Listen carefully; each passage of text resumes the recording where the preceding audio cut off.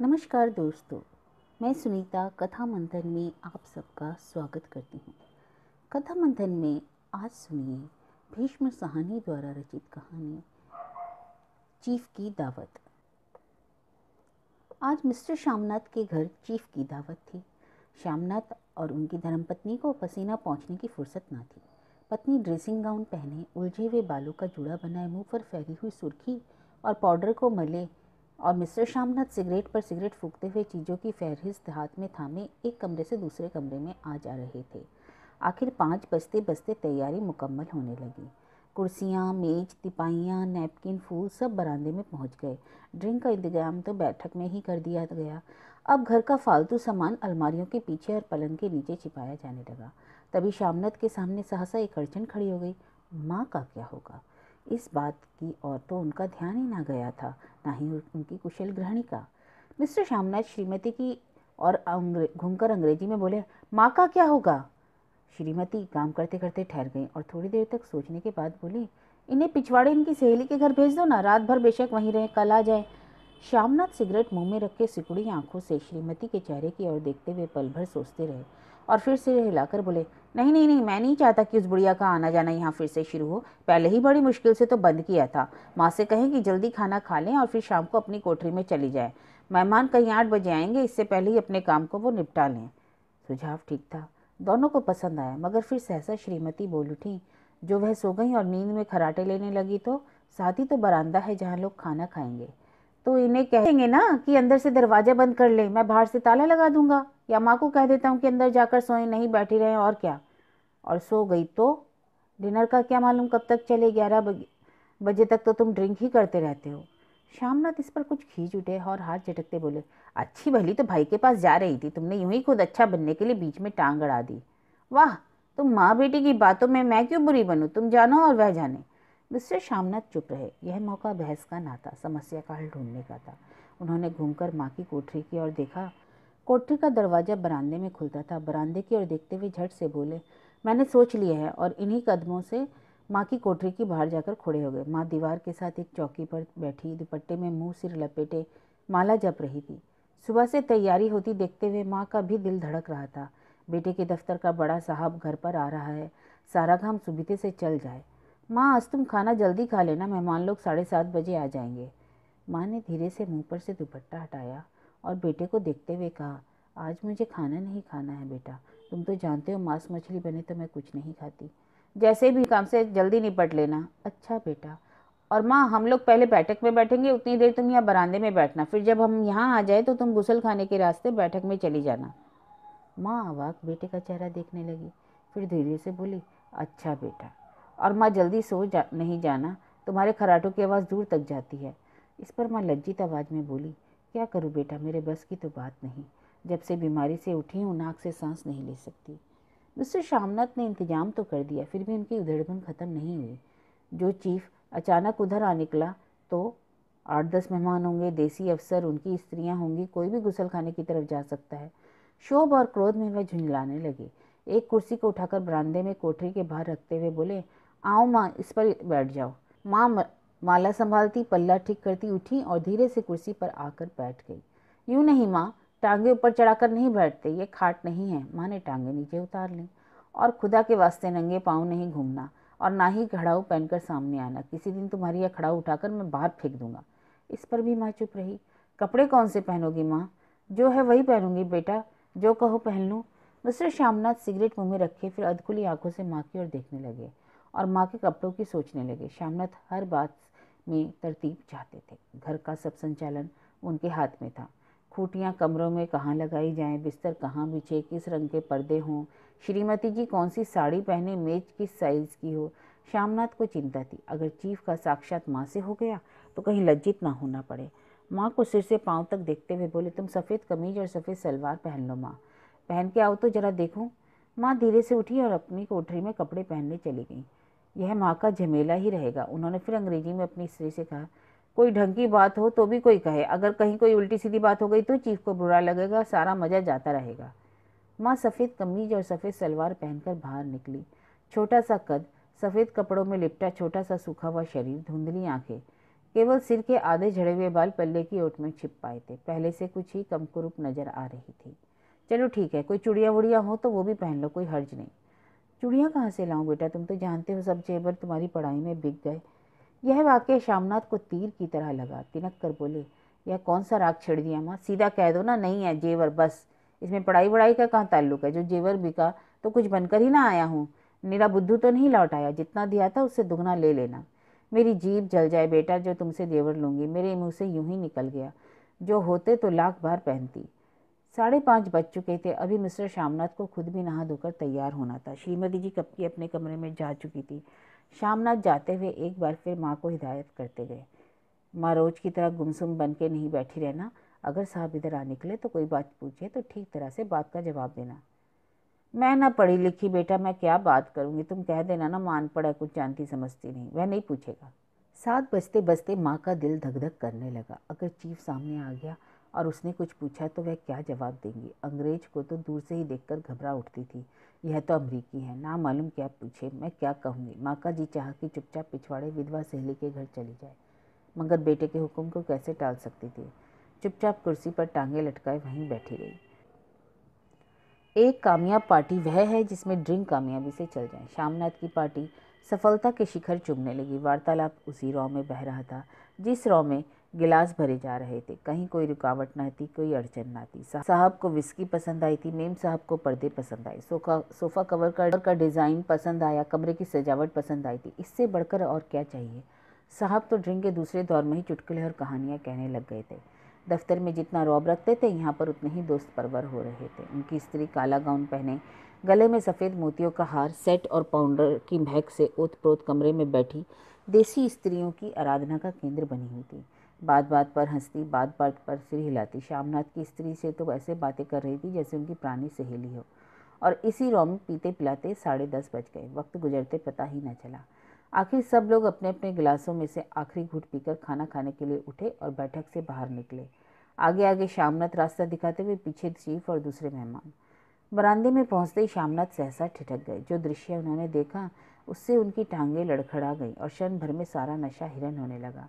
बरामदे में N cautery के बाहर माँ अपनी कुर्सी पर ज्यों की त्यों बैठी थी, मगर दोनों पांव कुर्सी की सीट पर रखे हुए थे और सिर दाएं से बाएं और बाएं से दाएं झूल रहा था और मुंह में से लगातार गहरे खर्राटों की आवाज़ आ रही थी। जब सिर कुछ देर के लिए टेढ़ा होकर एक तरफ को थम जाता तो खर्राटे और भी गहरे उठते और फिर जब झटके से नींद टूटती तो सिर फिर दाएं से बाएं झूलने लगता। पल्ला सिर पर से खिसक आया था और माँ के झरे हुए बाल आधे गंजे सिर पर अस्त व्यस्त बिखर रहे थे। देखते ही श्यामनाथ क्रुद्ध हो उठे। जी चाहा माँ को धक्का देकर उठा दे और उन्हें कोठरी में धकेल दे, मगर ऐसा करना संभव न था। चीफ और बाकी मेहमान पास खड़े थे। माँ को देखते ही देसी अफसरों की कुछ स्त्रियां हंस दी। इतने में चीफ ने धीरे से कहा, पुअर डियर। माँ हड़बड़ा के उठ बैठी। सामने खड़े इतने लोगों को देखकर ऐसी घबराई कि कुछ कहते ना बना। झट से पल्ला सिर पर रखती हुई खड़ी हो गई और जमीन को देखने लगी। उनके पांव लड़खड़ाने लगे और हाथों की उंगलियां थरथर कांपने लगी। माँ तुम जाके सो जाओ ना, तुम यहाँ इतनी देर तक जाग रही थी। और खिसियाई हुई नजरों से श्यामनाथ चीफ की ओर देखने लगी। चीफ के चेहरे पर मुस्कुराहट थी। वह वहीं खड़े खड़े बोले, नमस्ते। माँ ने झिझकते हुए अपने में सिमटते हुए दोनों हाथ जोड़े, मगर एक हाथ दुपट्टे के अंदर माला को पकड़े हुए था, दूसरा बाहर। ठीक तरह से नमस्ते भी ना कर पाई। श्यामनाथ इस पर खिन्न उठे। इतने में चीफ ने अपना दायां हाथ मिलाने के लिए माँ के आगे किया। माँ और भी घबरा उठी। माँ हाथ मिलाओ ना, पर हाथ कैसे मिलाती, दाएं हाथ में तो माला थी। घबराहट ने माँ ने बायां हाथ ही साहब के दाएं हाथ में रख दिया। श्यामनाथ दिल ही दिल में जल उठे। देसी अफसरों की स्त्रियां खिलखिलाकर हंस पड़ी। यूं नहीं माँ, तुम तो जानती हो ना दायां हाथ मिलाया जाता है, दायां हाथ मिलाओ। मगर तब तक चीफ ने माँ का बायां हाथ ही बार बार हिला कर कह रहे थे, हाउ डू यू डू। कहो माँ, मैं ठीक हूँ, खैरियत से हूँ। माँ कुछ बड़बड़ाई। माँ कहती है, मैं ठीक हूँ। कहो माँ, हाउ डू यू डू। माँ धीरे से सकचाते हुए बोली, हाउ डू डू। एक बार फिर कह कहा उठा। वातावरण हल्का होने लगा।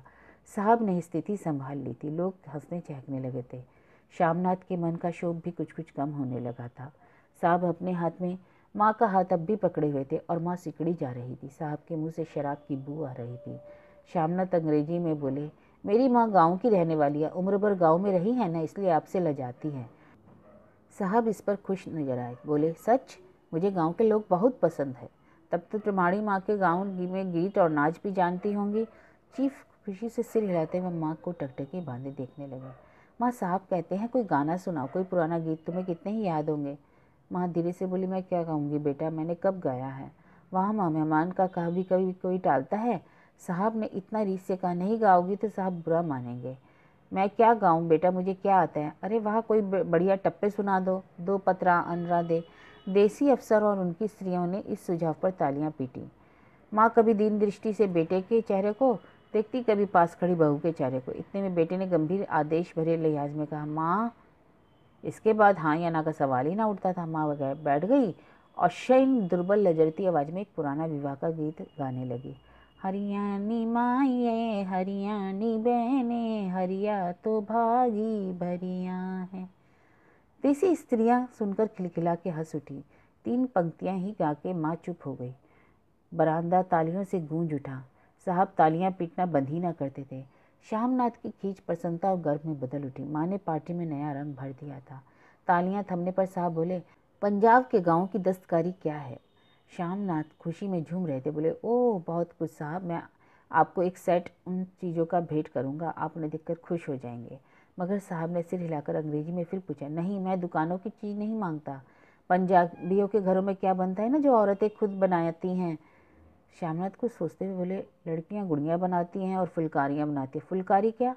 श्यामनाथ फुलकारी का मतलब समझाने की असफल चेष्टा करने के बाद माँ को बोले, क्यों माँ, कोई पुरानी फुलकारी घर में है अंदर।